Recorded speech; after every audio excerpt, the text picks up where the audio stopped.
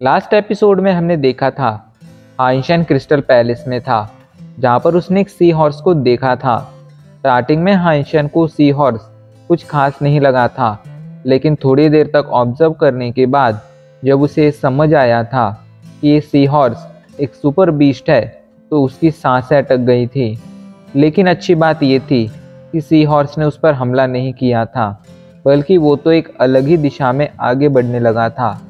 अब आगे mermaid princess crystal palace को समुद्र के अंदर ड्राइव करती रहती है। तभी वो लोग एक जगह पर पहुंच जाते हैं। हाइंशन पूछता है, आखिर क्या हुआ, तुम रुक क्यों गई? तो इस पर मर्मेड प्रिंसेस कहती है, मास्टर सामने एक सी शेल्टर है। ये सुनकर हाइंशन जल्दी से बाहर देखता है। बाहर सी बेड पर एक बहुत बड़ा सी शेल्टर था। वो शेल्टर काफ़ी ज़्यादा बड़ा था, यहाँ तक कि वो कुछ माइल्स में फैला हुआ था। इतने बड़े शेल्टर को देखकर हाइंशन इतना तो समझ गया था कि ये ज़रूर एक रॉयल शेल्टर होगा। तभी वो देखता है कि वो सी हॉर्स उस शेल्टर की तरफ बढ़ रहा है। हाइंशन सोच में पड़ जाता है, क्या ये सी हॉर्स इसी शेल्टर का एलियन है? अगर हाँ, तो ये शेल्टर कितना ज़्यादा पावरफुल होगा, इसका तो अंदाज़ा ही नहीं लगाया जा सकता है। अभी वो ये सोच ही रहा था, पर तभी वो देखता है सी हॉर्स अचानक से अपनी जगह पर रुक गया है।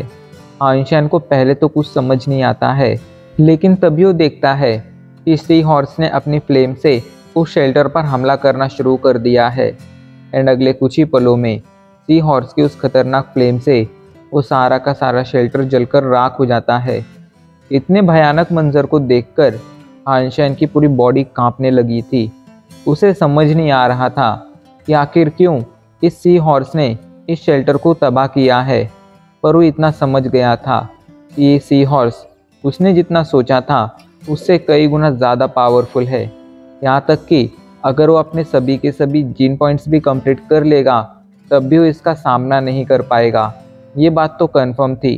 एंड इसीलिए अब वो थोड़ा परेशान हो गया था, क्योंकि उसे समझ नहीं आ रहा था कि फ्यूचर में आखिर वो किस तरह किसी सुपर बीस्ट का शिकार करेगा। लेकिन अगर वो फ्यूचर में इनका शिकार कर लेता, तो हाइंशन को बहुत ही पावरफुल सुपर बीस्ट सोल मिलती। ऐसे में हाइंशन इनका शिकार करने की कोशिश तो ज़रूर करने वाला था। हाइंशन वहाँ से डपने लौट आता है। वो जाकर सीधा वर्चुअल कैंप पर लॉग इन करता है एंड वहाँ पर फाइटिंग की प्रैक्टिस करने लगता है। पर तभी उसके पास कॉनक्यूबाइन की फाइटिंग रिक्वेस्ट आती है। हाइंशन जाकर उस रिक्वेस्ट को देखता है तो कॉनक्यूबाइन कहती है, टीचर, क्या आपके पास मुझे पढ़ाने का टाइम है? तो इस पर हाइंशन कहता है, नहीं, अभी मैं थोड़ा बिजी हूँ, लेकिन हाँ, तुम मेरी एक मदद कर सकती हो। मैं तुम्हारे साथ एक शॉर्ट टेक्निक की प्रैक्टिस कर सकता हूँ। इस पर कॉनक्यूबाइन मान जाती है, जिसके बाद वो दोनों अरीना में आ जाते हैं। हाइंशन जल्दी से अपने पास से 2 शॉट्स बाहर निकालता है। हाइंशन को 2-2 शॉट्स यूज़ करता देख कॉनक्यूबाइन को समझ नहीं आ रहा था कि आखिर वो क्या करना चाहता है। उसने कभी भी किसी को 2 शॉट एक साथ यूज़ करते नहीं देखा था। कुछ ही पलों में उनकी फाइट शुरू हो जाती है। दोनों एक दूसरे पर हमला करना शुरू कर देते हैं। हाइंशन अपनी नई शॉट टेक्निक से कॉनक्यूबाइन पर कई सारे हमले करता है, लेकिन बहुत सारे हमले कॉनक्यूबाइन को नहीं लगते हैं, क्योंकि उसकी इस शॉट टेक्निक में काफ़ी ज़्यादा फ्लॉज थे। कॉनक्यूबाइन भी नोटिस कर पा रही थी। इस वजह से उसे समझ नहीं आ रहा था कि उसके कोच जैसा एक इंसान इस मामूली सी शॉट टेक्निक की प्रैक्टिस क्यों कर रहा है।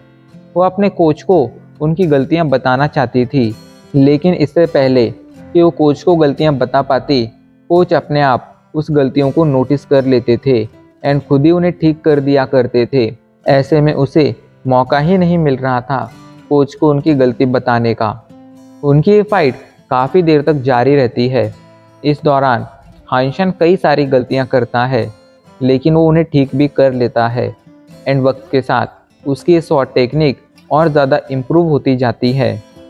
थोड़ी देर में कॉनक्यूबाइन भी समझ गई थी कि उसके कोच बहुत ही ज़्यादा अलग हैं एंड उनके अलावा इस तरह की शॉट टेक्निक कोई और प्रैक्टिस कर ही नहीं सकता है।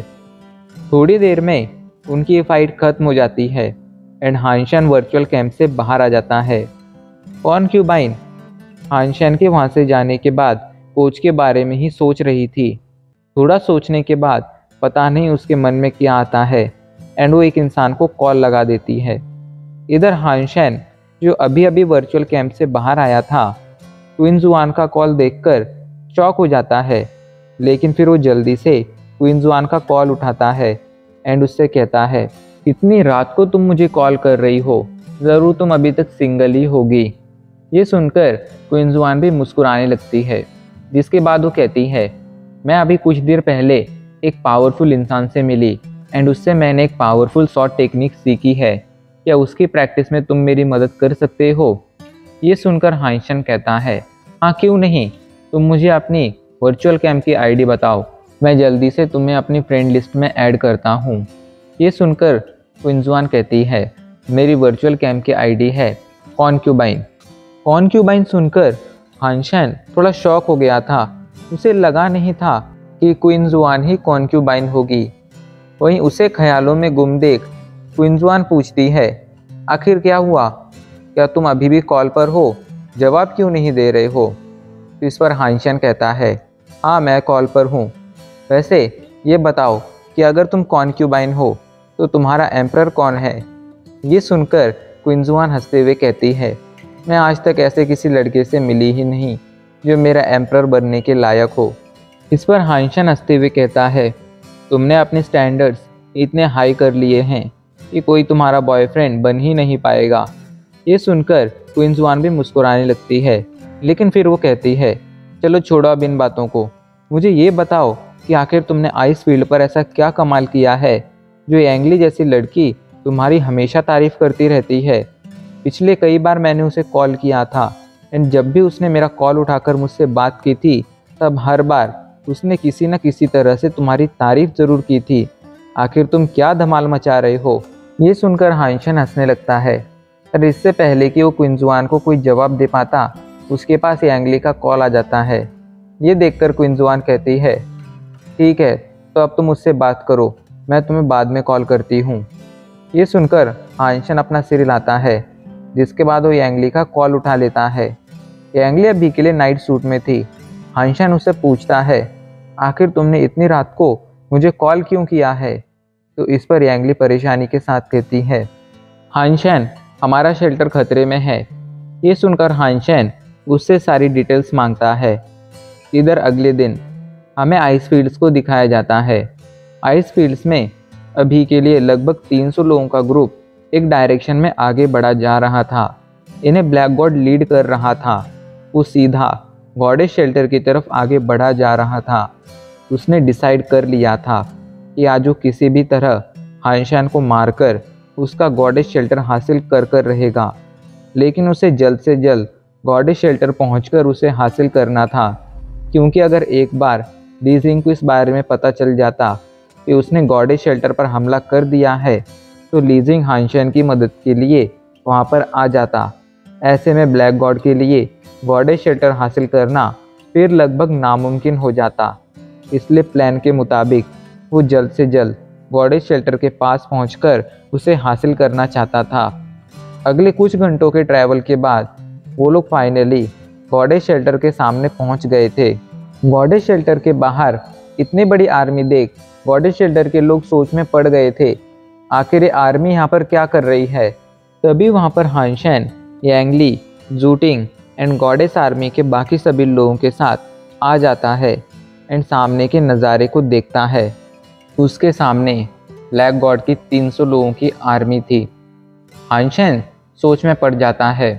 तभी क्वीन कहते हैं, हानशेन ये लोग बहुत ज़्यादा पावरफुल लग रहे हैं, क्या हमें पीछे हट जाना चाहिए? तो इस पर हानशेन कहता है, नहीं, हम बिल्कुल पीछे नहीं हटेंगे। इधर ब्लैक गॉड आगे आकर कहता है, ये दुश्मनी मेरे और हानशेन के बीच की है। आज से कुछ समय पहले हानशेन ने मुझ पर पीछे से हमला कर मुझे मारने की कोशिश की थी एंड मुझे जहर भी दे दिया था।